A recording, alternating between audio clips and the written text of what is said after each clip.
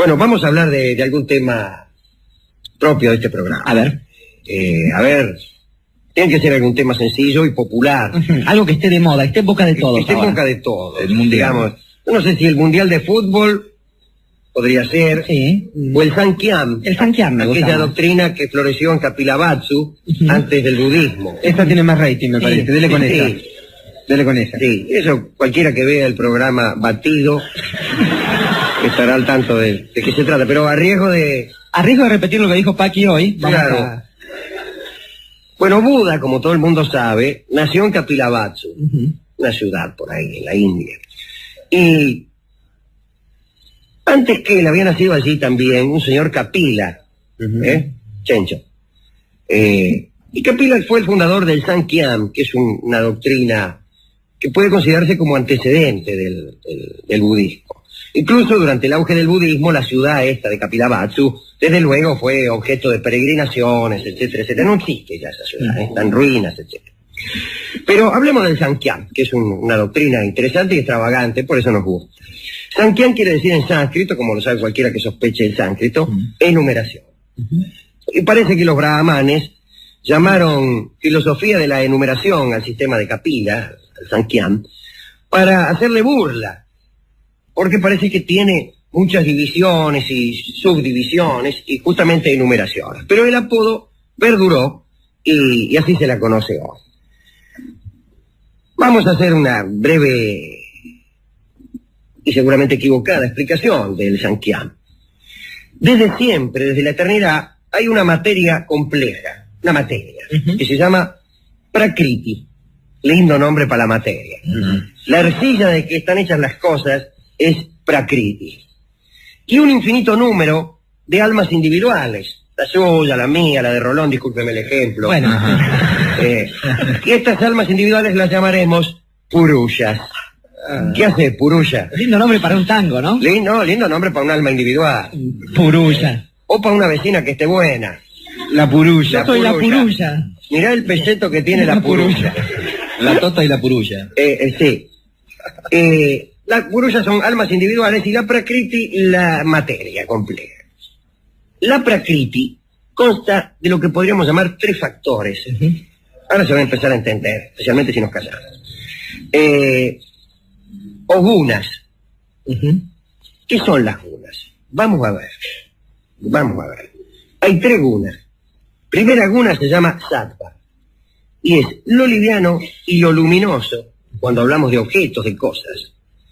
Y el bienestar y la dicha en los sujetos, en las personas. Esta es la primera guna, el primer factor.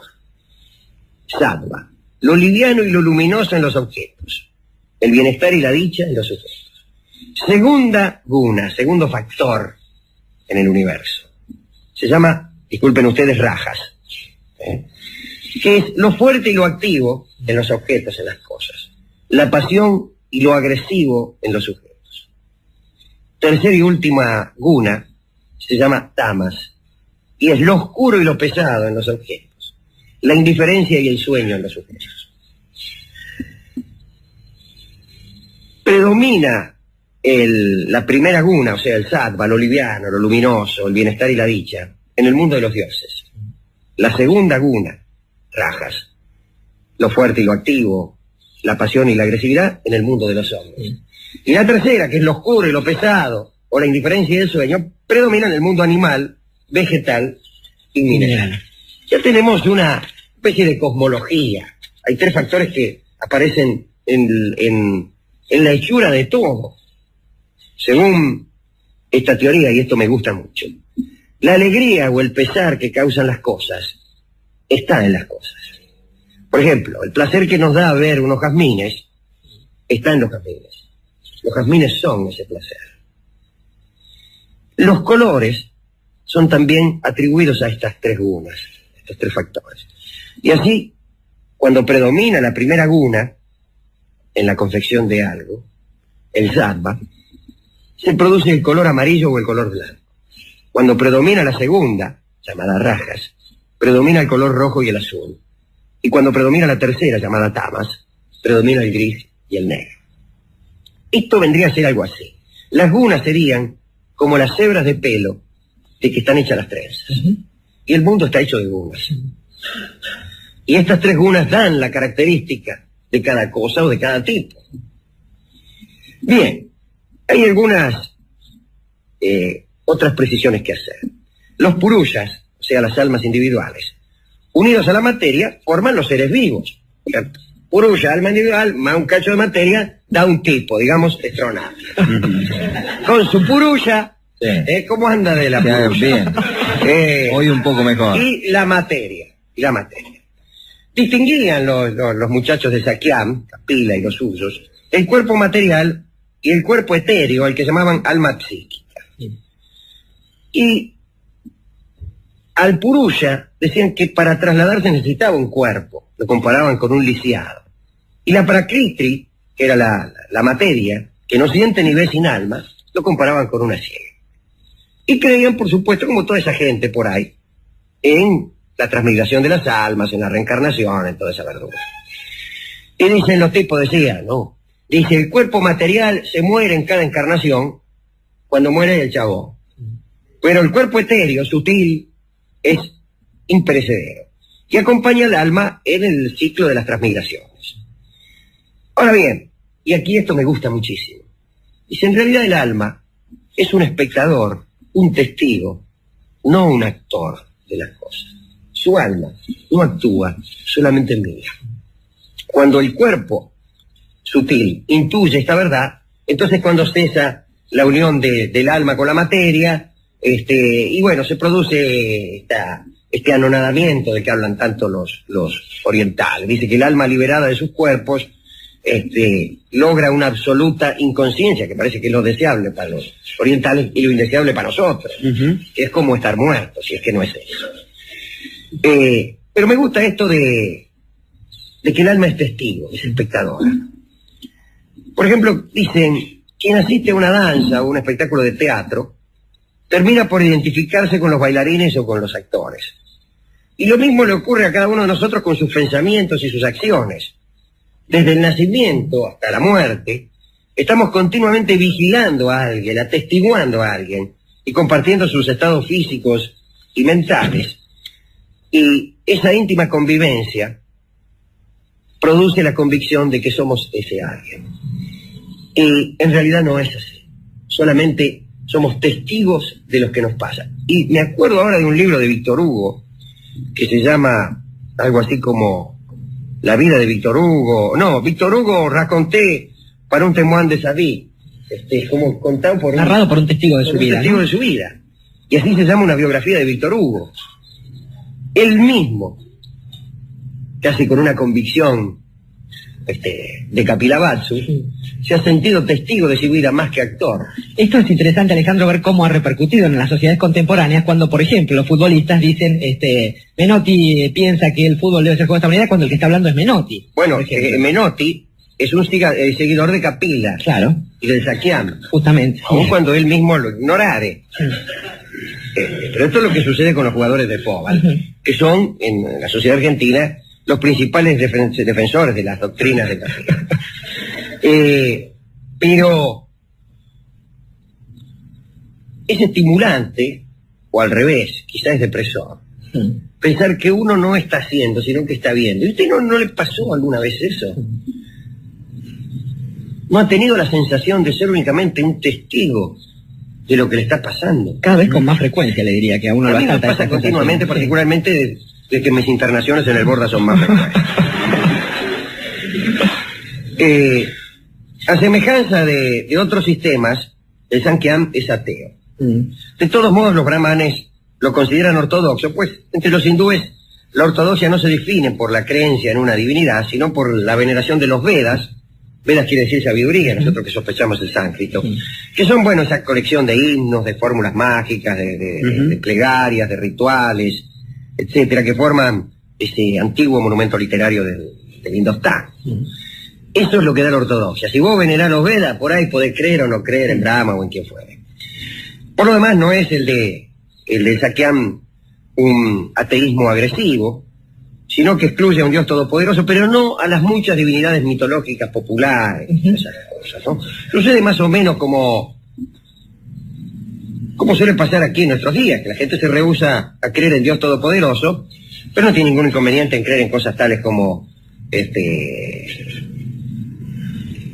la astrología, la numerología, los tipos esos que te adivinan la suerte, el otro que te hace sacar la quiniela, el otro que te mira y te cura el mal de ojo. Entonces, en eso creemos. En Dios poderoso no, pero en eso creemos. Bueno, había un texto bastante agnóstico, incluso agnóstico de barrio, parecía este texto, para significar el ateísmo que tenían los muchachos de Capilla. Decía, Dios no puede haber hecho el mundo por interés, porque no necesita nada, ni por bondad, porque en el mundo hay sufrimiento. Luego Dios no existe. Se parece a lo de Voltaire, que decía algo así como que si Dios quiere suprimir el mal y no puede, es impotente. Si puede pero no quiere, es malvado. Si no puede ni quiere, pues es malvado e impotente. Y si quiere y puede, entonces ¿cómo se explica la presencia del mal? Ese es el error de juzgar, y aunque esto sea Voltaire y haya sido Lactancio también, de juzgar estos asuntos con un ateísmo militante, que es el peor de los ateísmos, y con el criterio cosmológico de un concejal del partido de Vicente López. Porque, claro, esto lo que tiene es una petición de principio. Si quiere suprimir el mal y no puede, es impotente, y estos son conceptos absolutamente cotidianos, que no tienen por qué ser aplicados a la divinidad. Pero bueno, no venimos a refutar agnósticos hoy aquí. Esta era la doctrina de Capila, el antecedente de Buda. Y después, ¿qué le falta a esto? Y a esto le falta un tipo. Me preguntás por Capila, y yo qué sé quién era Capila. Y si no lo sé, es porque no debía ser tan extraordinario que digamos. Y entonces después sucede, en el siglo VI antes de Cristo, y ahí mismo, en Kapilavátsu, viene otro tipo, pero en vez de venir, che, a mí me parece, no, empieza de un modo diferente. Por empezar, nace del costado de su madre, lo cual ya es toda una hazaña. Después es príncipe. Después recibe señales, según las cuales se sabía que iba a ser o un gran santo o el rey del mundo. Después viene aquella historia que todos ustedes conocen, el príncipe recluido en su palacio, alejado de todas las maldades del mundo, y empieza a ve por primera vez, nunca lo había visto, a un viejo. La enfermedad. Ve por primera vez, nunca había visto a un enfermo. Ve por primera vez porque nunca había visto a un muerto. Y se entera que el mundo tiene males. Y resuelve salir en busca de la verdad. Y ahí ya tenemos, por lo menos tenemos los espíritus occidentales, algo que necesitamos, que es la idea encarnada. Capila no nos dice nada, pero Buda ya empieza a decirnos algo. Y sin embargo, y esto es disculpen este pensamiento así en un programa como este, ya viene la otra parte del programa. Pero fíjense que comparada con la vida de Cristo, la personalidad del Buda nos parece bastante menos atrayente. Es mucho menos pasional. Claro. Al lado de un hombre que se hace crucificar, de un Dios que se hace crucificar. Todas estas inacciones del Buda parecen bastante flojas. Y es que el espíritu occidental, y particularmente el espíritu de este programa, necesita la encarnación de la idea. Y necesita la pasión que sostenga la idea. Capila nos hace bien poca gracia. El Buda mucho más, y el Cristo mucho más. Aparte de la creencia religiosa. Digo esto como pieza de conversación solamente. Y creo yo que esta pequeña incursión sobre las filosofías del Indostán nos debe llevar al convencimiento de que en verdad somos occidentales, pero no occidentales porque tenemos heladeras eléctricas y agua lavandina. No. Eso es quizá lo más tonto o lo menos relevante de la occidentalidad. Quizás somos occidentales porque necesitamos que nuestra vida sea trascendente y que ante un sueño y ante un deseo necesitamos más su cumplimiento que no su aniquilación. En eso me gustaría que reflexionaran algunos de nuestros oyentes. Además de eso... Sí, perdón. No, digo, además de eso, Alejandro, hay otra voluntad que califica a Occidente, que marca a Occidente, que es la voluntad de clasificación. Creo que el asunto de Capila solo nos atrae por aquel lado de las taxonomías, a nosotros que tanto nos gusta la gente que clasifica. Estaba pensando ya en los dedicandos posibles de esta charla que ha hecho usted, y pensaba, por ejemplo, en las personas que han vinculado los objetos con su condición, o con las palabras que los designan. Piensa en aquel que escribió eso de si como el griego afirma en el Cratilo, el nombre es arquetipo de la rosa, en el nombre de rosa está la rosa y todo el Nilo en la palabra Nilo. Esto es lo que más me gusta de esta filosofía del Sankhya, que la felicidad de ver una rosa esté en la rosa, que la indignación de ver a un enemigo esté en el enemigo. Eso me gusta mucho.